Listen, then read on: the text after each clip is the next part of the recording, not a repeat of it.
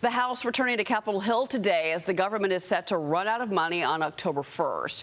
Meanwhile, House Speaker Kevin McCarthy will tell Republicans today that the beginning of an impeachment inquiry against Joe Biden is the logical next step. Joining me now is Florida Congressman Michael Waltz. He's a member of the House Armed Services and Foreign Affairs Committees and the Permanent Select Committee on Intelligence. He's also a retired Green Beret and a National Guard colonel.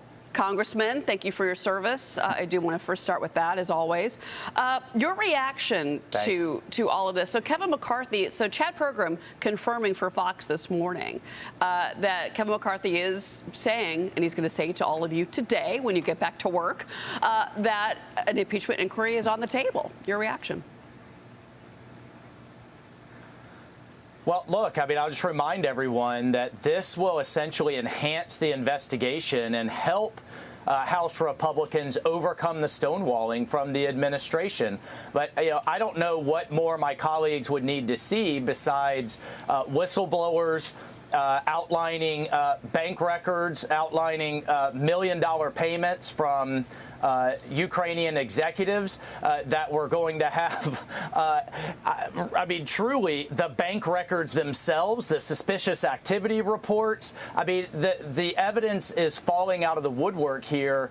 We need this inquiry to give us greater legal standing, and the American people, I was just home all over my district, are demanding answers, and, but for House Republicans, we would never get them. Well, you're ready for an impeachment proceeding. You want to move ahead of the inquiry. Is that correct? Well, look, I think we need to do this the right way. Let's go to the inquiry next. But I mean, the evidence is there. I don't know what vice president or what government official needs dozens of shell companies, needs to have foreign funds from adversarial nations flowing to their relatives. I mean, this stinks to all get up. What I want to see are the actual Biden bank records, the bank records of these companies themselves, these shell LLCs that had no product, no service.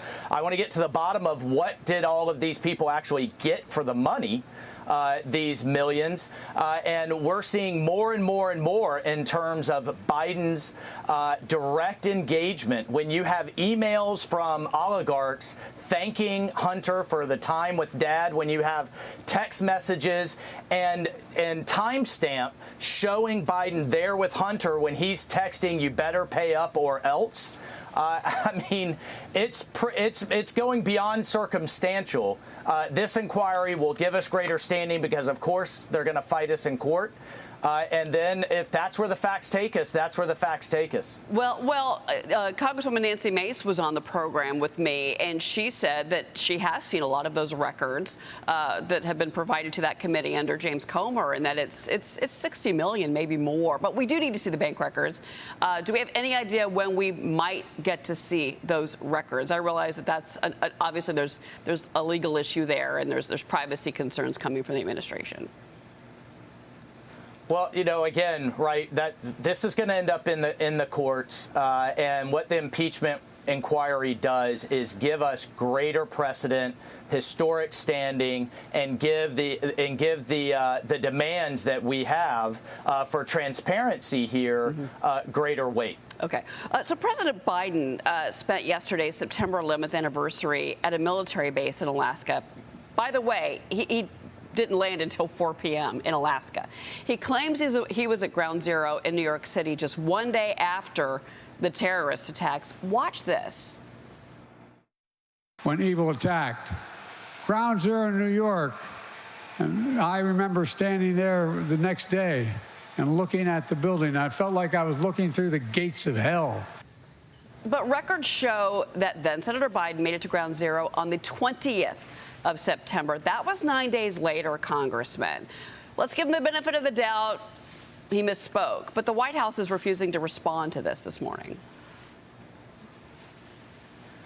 I don't know why he has such an inherent need to embellish, frankly, to lie. In this case, he was speaking directly to soldiers.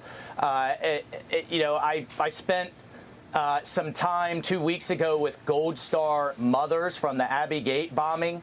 He lied directly to them, to their face at Dover Air Force Base, and said that Beau Biden came home in a flag-draped coffin, that he died in combat. I mean, and I'll just remind everyone, he dropped out of his first presidential race in 1988 for plagiarism and for lying then. It's just, it's bad enough on the face of it, but on 9/11 directly to soldiers is just really shameful. Yeah, and you speaking as someone who served our country in particular. Well, the administration decided to strike a deal with Iran to swap prisoners and release $6 billion in frozen Iranian funds without fear of violating any sanctions here.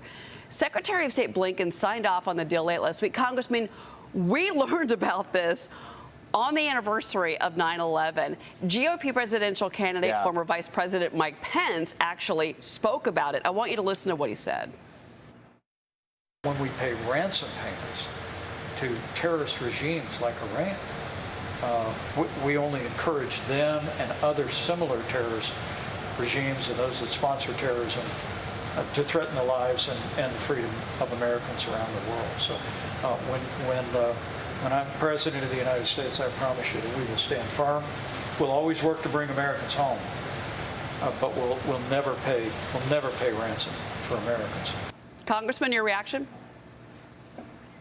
Well, let's remind everyone, in addition to the billions of dollars, they're also getting 5 Iranians back. And I can't get a straight answer on who these Iranians were or what they did or what their value is.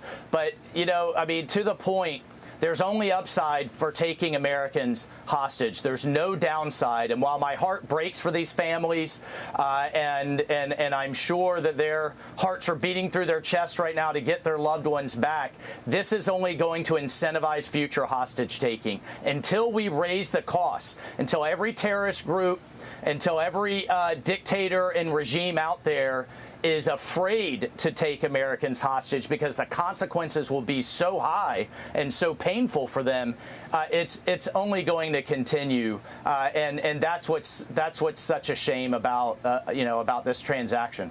Yeah, Congressman, I grew up thinking we never negotiate with terrorists. Is that just something you hear in Hollywood? Is that no longer the United States policy? Because it seems like every act that the Biden administration takes is incentivizing, to your point, taking of hostages, whether it is in Russia, whether it is in North Korea, whether it is in Iran, right, and then flipping them for something that these rogue regimes want from us, which is something that we did for a reason, i.e. to keep these rogue regimes in check.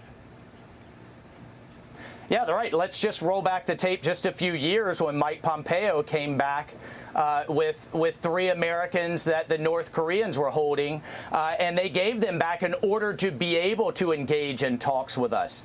You know what? You send a message that you don't get to talk to the United States, you don't do transactions.